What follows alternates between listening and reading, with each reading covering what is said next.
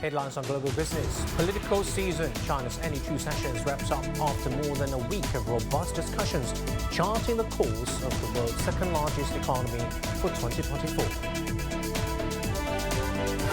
Price levels. China's consumer price index edged up 0.7% in February from a year ago, but the producer price index dropped 2.7% due to the Spring Festival holiday. And changing picture, Japan has revised its GDP to an annualized 0.4% of growth. For the fourth quarter of last year, the figure was revised up from -0.4%. Hello, welcome to this edition of Global Business on CGTN. I'm Zhu Junfeng.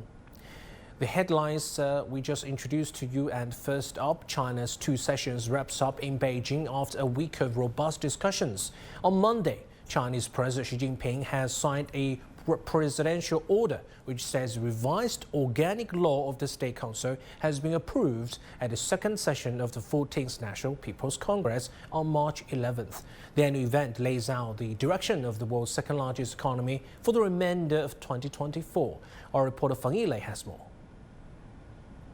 After voting on all draft resolutions, the two sessions set an ambitious agenda for the world's second largest economy in 2024. Key targets announced include around 5% GDP growth, over 12 million new urban jobs, and 650 million tons of grain output. This year marks the 75th anniversary of founding to the nation, as well as a critical year of the 14th five-year plan to reach the economic development goals. President Xi Jinping and other Chinese leaders attended the closed meeting at the Great Hall of the People.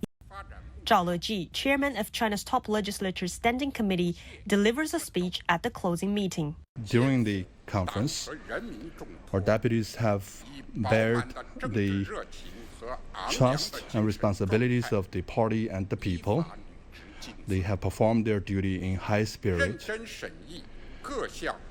They have deliberated and reviewed the proposals of various types.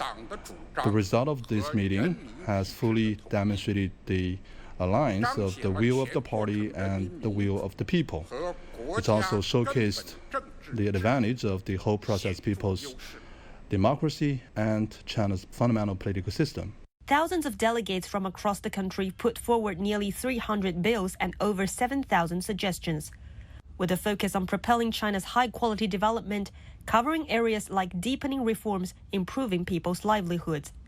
There was a keen focus on the need to boost self-reliance in core technologies through innovation while upgrading traditional industries. We must follow the people-centered development approach and practice the whole process, people's democracy, respect people's will, their experience and their rights, and also utilize their innovation and mobilize the whole society in engaging in entrepreneurship and innovation, and mobilize our resources and strengths to march ahead. Upbeat yet pragmatic, that seems to be the overriding spirit of this year's two sessions. Despite complex global challenges, China has expressed strong resolve to forge ahead on a path of modernization through reform, innovation, and greater opening up. And that confidence is expected to help uphold global stability and prosperity. Feng Yilei, CGTN, Beijing. China's annual political two sessions concluded this afternoon. Our reporter Wang Tianyu, who has been covering the event, brings us the details. This year's two sessions is pretty intense, only 7 days, which is less than last year's 9 days. And this is the first year that the two sessions was going without any COVID restrictions, so journalists like me have more chance to interview the NPC deputies and CPPCC members face to face. So on the first day of the event, Chinese Premier Li Qiang has unveiled that this year's GDP growth target was set at around 5%. This is the same level as last year, and experts believe that this is a reasonable and positive goal. It has has exceeded some expectations for China's growth in 2024. For example, the IMF has projected in January that the China's economy will grow by 4.6%. So the around 5% goal has shown the country's confidence in its economy and resilience amid the global uncertainties. And also, according to the government work report, Chinese government will create over 12 million jobs in urban area as employment is crucial for the society's progress. And it also vows to keep the deficit to GDP ratio at 3% for the year. And it has set the targeted growth of consumer price index, which is a measure to track inflation, at around 3%. And also, the Commerce Minister Wang Wentao has warned that China's foreign trade will be very serious this year due to the global uncertainties and weakening global demand. But the Commerce Ministry will make all efforts to ensure a stable growth in foreign trade. For example, they will provide the financial services for the foreign trade enterprises, especially the small and medium-sized ones. And they will continue to hold national-level exhibition events such as the CIIE and Hainan Expo. And also, according to the government work report, there's a special term that has been mentioned many times, which is the new quality productive forces. It is shown that China will continue to strengthen technological innovation and advanced manufacturing. And China will also lift all foreign investment restrictions in the manufacturing sector. Wang Tianyu, CGTN, Beijing. The National People's Congress held a third press conference exclusively for ministers. Ministers in charge of culture and tourism, customs, financial regulation, and sports faced press to answer some pressing questions. We've combed through the whole process related to inbound travelers and optimized the procedures one by one. From visa to airlines, from hotels to shopping to tourism, we streamlined each procedure, and if there was a problem, we solved it. With the implementation of all the policies, I believe foreign travelers will enjoy convenience in every sector just as domestic travelers. 今年中国外贸开局良好。 China's foreign trade saw a good opening at the beginning of the year. We think the first half year will be on an increasing path and will achieve raised quality and stable quantity in foreign trade laid out by this year's government report. 可以说，我国金融安全的基本盘 China's financial system is holding up well against the risks, whether we look at it by global or local standards. Last year, the non-performing loan ratio for commercial banks was sitting at a manageable 1.6%, but fundamentally preventing potential risks in the financial sector requires fostering high-quality development in our economy and society. Take those big state-owned banks, for instance. They faced some tough times 2 decades back, but now they rank top globally. It's all about seeing risks through the lens of development. That's how we tackle them effectively. To gain more understanding of the outcomes of this year's 2 sessions, we are joined by Zhu Haibing, Chief China Economist at JP Morgan. Thanks for joining us, Mr. Zhu. Now, new quality productive forces were mentioned frequently at this year's 2 sessions. What's your understanding of this term and why their development important for the country? Yeah, indeed, the first task in the government work report emphasized on the importance of innovations and new quality productive forces. So from a macro perspective, remember that the longer-term economic growth for each country comes from 3 sources: labor imports, capital imports, and total factor productivity, the so-called TFP. And new quality productive forces exactly what TFP is referring to. And given the dramatic change in China's demographic structure and fading labor surplus into labor deficit and more limited room in capital investment, the TFP increase is critical to maintain China's sustainable growth. And also importantly, that the government work report mentioned that new quality productive forces is not only about the advanced new emerging manufacturing sector, it's also about transformation of traditional manufacturing and also development of the producing services. In other words, that the industry upgrade comes from both manufacturing and the service sector upgrade. Mr. Zhu, the market was anticipating some kinds of stimulus from the monetary and fiscal side. Now we get the fiscal policy, that's the ultra long-term special government bonds for at least several consecutive years, starting this year, starting from 1 trillion yuan or 150 billion US dollars. Tell us about how effective these bonds will be and why these bonds would be very important in realizing China's economic growth? Yeah, this multi-year arrangement in long-term special government bonds is new and is important for China for several reasons. First, it is used for strategic important national projects, therefore will be helpful to support China's longer-term growth potential. Second, it can bypass the policy debate regarding the 3% budget deficit ceiling, which is still existing in practice, so that to ensure the continuous fiscal support.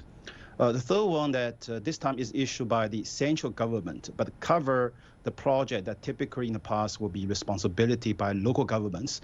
Right. This is also necessary given that local government are facing fiscal difficulties, but the central government still have the healthy balance sheet. Right. And during this year's two sessions, business environment was a much discussed topic. What's your view of China's current business environment, especially for private and foreign businesses? Yeah, there's some very encouraging statement from the government work report. For example, it reiterates equal importance of SOE and non-SOE sectors, and also talk about a high-level opening up, such as fully eliminating the market access restriction in the manufacturing sector, relax the market access restriction in the telecommunication and the healthcare, and the national treatment for foreign companies. These are all very important to improve the business environment for private and foreign companies. Having said that, it will take time to restore the market confidence. I think two things are important here. First, in order to encourage long-term investment by companies, policy environments need to be more transparent, predictable, and relatively stable.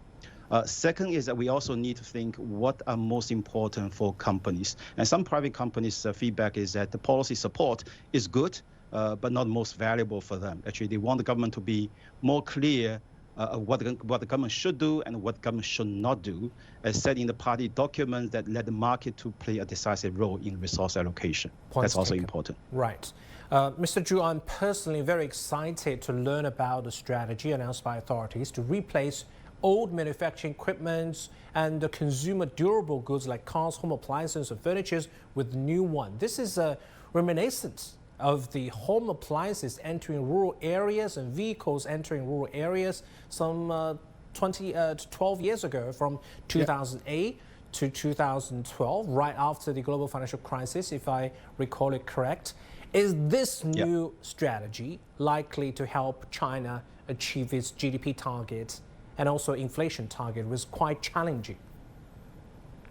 Yeah, the trading program is an encouraging step to support the domestic consumption, to address the demand-supply imbalance and the very low inflation pressure problem faced by the economy.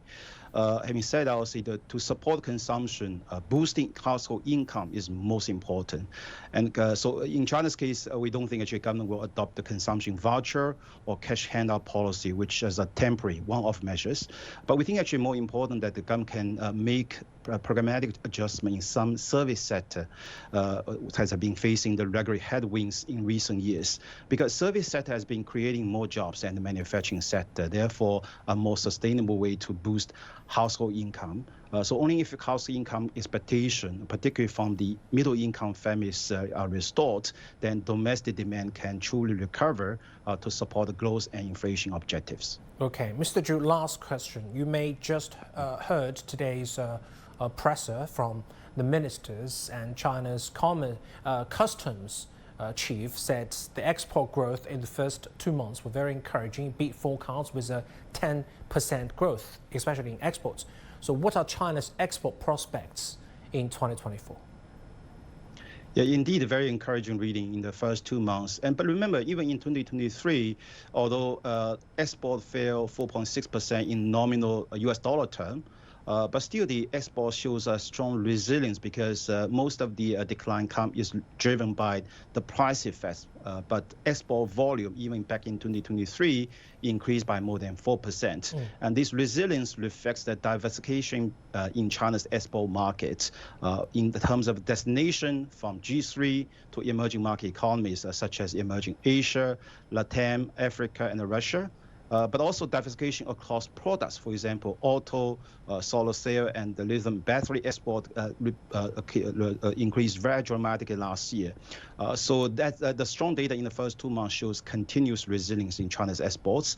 And for this year, we are relatively constructive. We think actually export will continue to grow single digits, benefiting, number one, from the diversification in the exports, but also recovery in global industry activity. Hopefully. Thank you so much. That's Mr. Zhu Haibing, Chief China Economist at JP Morgan.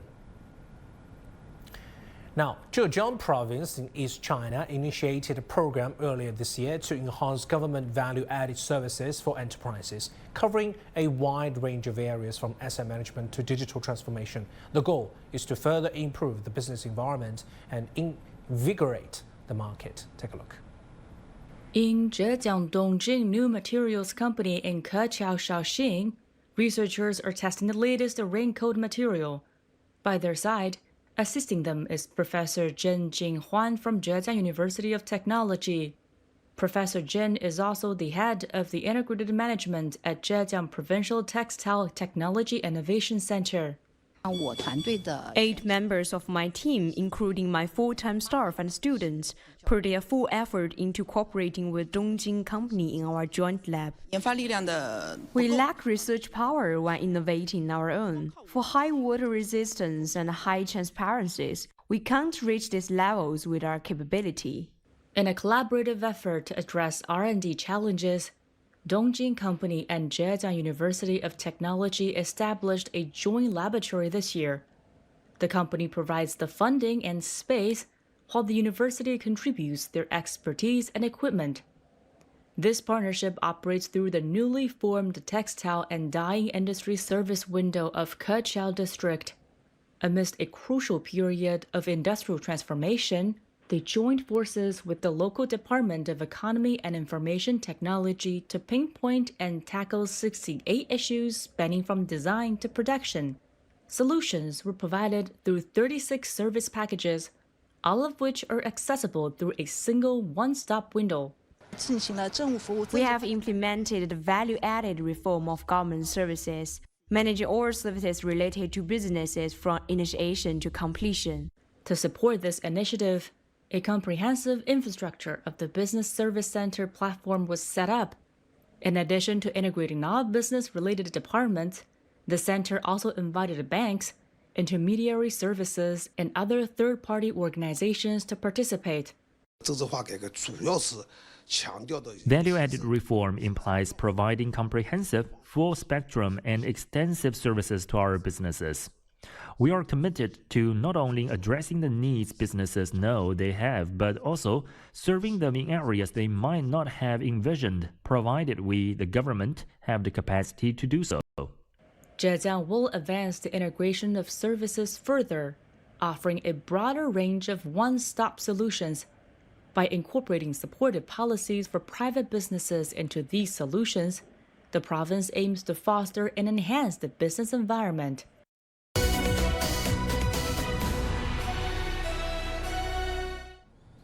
Now, some economic data in China. China's Consumer Price Index, or CPI, edged up 0.7% in February from a year ago, reversing a 0.8% drop in the previous month. Data from the National Bureau of Statistics show that a boom in travel during holidays and an increase in vegetable prices drove most of the growth in the CPI figure. The core CPI, which excludes volatile food and energy prices, also went up 1.2% year-on-year. The rise also marks the highest jump in a year. China has set the 2024 CPI growth target around 3% in the government work report. In the meantime, China's Producer Price Index, or PPI, dropped 2.7% from a year ago. The industrial sector normally remains in a seasonal lull in February, as is affected by the Spring Festival holiday break. For more discussions on this, let's bring John Gong, a professor from the University of International Business and Economics. Thanks for joining us, Professor Gong. Since last year, inflation in China has remained low, raising concerns about the country could be facing deflation. But I just read a number which is quite encouraging. Consumer Price Index in February rose 0.7%. So what's your take? Well, I don't buy into the theory of deflation at all. I think it's actually a good thing not to see a high inflation. I think not many countries in the world right now are blessed with a very low level of inflation. I think the target set at less than 3% is something very reasonable. I think there's some unique reasons why China is able to maintain a low price point. But in any case, the fact that we're seeing very little inflationary pressure affords the central government, central bank to have more leeway for monetary policy. Actually, it's actually a very good thing. I don't believe the theory of trying to create some inflation. No, that should not happen. Some analysts say that compared to the 5% GDP growth target this year, the 3% CPI target is a bigger challenge. So what can be done to boost prices? Well, that's nonsense to me. I mean, it's easy to have high inflation. It's very difficult to bring the inflation down. And I think we have to keep in mind that 3% is actually a very reasonable target. Usually, a little bit of inflation is a blessing. Too high is very bad. I think 3% target is something very reasonable, and I think it's bizarre that some analysts will raise some concern that whether China can achieve that target or not. In my view, it's so easy. I mean, if you need to beef up the price level a little bit, just print some more money. So, as I said, actually, the government increasingly has more leeway for money monetary supply, policy. Right? Exactly, increase the money supply, and you're going to have inflation. So, so what it means is that the government, the central bank, is actually more equipped with tools to boost the economy. For example, very simply decrease the reserve ratio, for example, decrease the interest rate. All of these things can beef up inflation very easily. Right. Let's talk about something that has kept me quite exciting. That's the trade-in program that announced during the 2 sessions to trade in old equipment at factories, and for consumers, home appliances and those furnitures for new ones and cars for new ones. So what can we expect? Details of this policy, and how effective do you think this policy will be to stimulate consumption? Yeah, this is essentially a accelerated depreciation program. In other words, incentivizes consumers to throw away the old stuff and buy new. And historically, probably not throw away, Professor Gong. They may just recycle it, right? Be more eco-friendly. Trading, and these things will be processed. But historically, there's empirical evidence to show that this type of policy really works. I mean, we used to have the appliance to the countryside, the cars to the countryside programs, and they've been very successful. So I think, with an incentive like this, it's definitely going to beef up consumers' appetite for buying new appliances, buying new gadgets, and that beefs up consumption. So I would expect that, at least from a consumption point of view, consumer confidence is going to come back. I think currently, with we have to also keep in mind one thing, is that the savings rate is very high in China. I mean, if you look at the per household savings at the bank, it's actually at a historic high. So in my view, at least on average, consumers do have the money to spend. So I would expect that this type of a program will really beef up consumption, and that will contribute to China's GDP growth towards the end of the year. Great. Hope what you see would realize sooner than later. Thank you so much, Professor John Gong from UIBE. Thank you. Moving on to some other headlines we're tracking around the world at this time.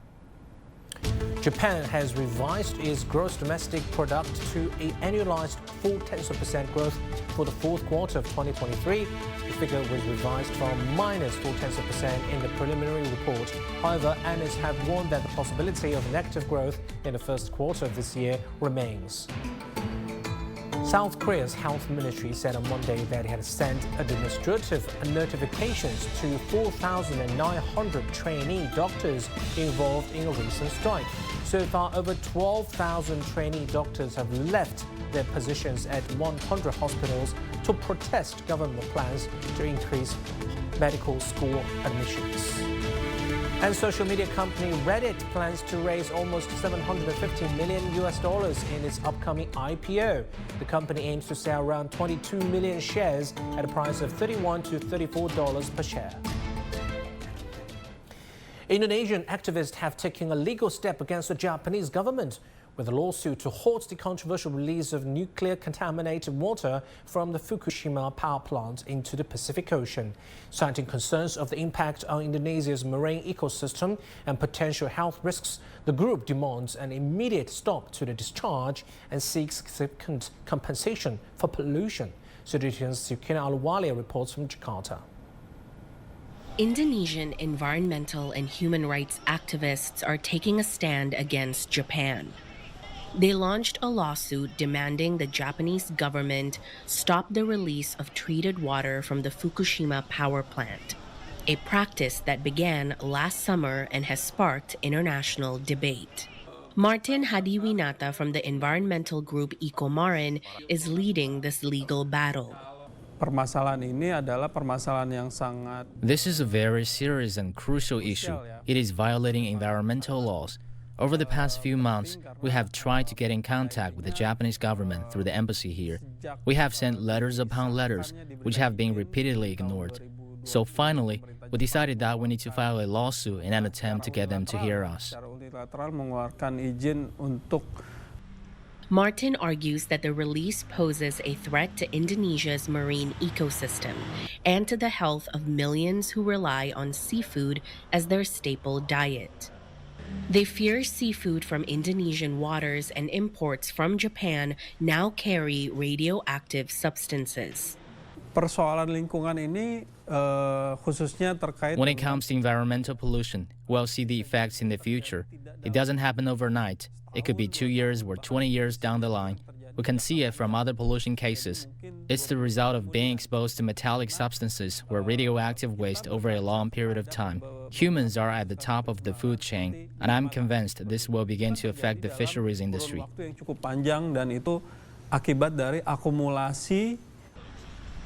Ikomarin is not just calling for an end to this wastewater release. They're also seeking compensation for the alleged pollution, a staggering $64 million. Once the damage is done, it will be difficult to undo. That is our main concern. In the short term, the effects are minimal. But long term, it will affect the global seafood market, especially in Japan, and it is the leading seafood player right now. China has already announced that it will limit imports from Japan as well. On the bright side, this can open up trade opportunities between Indonesia and China for seafood products. The court has yet to decide the date of hearing. But experts say this is more than a legal challenge. It's a conversation on environmental responsibility, human rights, and global health. Silkina Aluwalia, CGTN, Jakarta. With that report, we wrap up this edition of Global Business. I'm Judy in Beijing. Thanks for watching. CGTN continues with more news and views. Stay with us.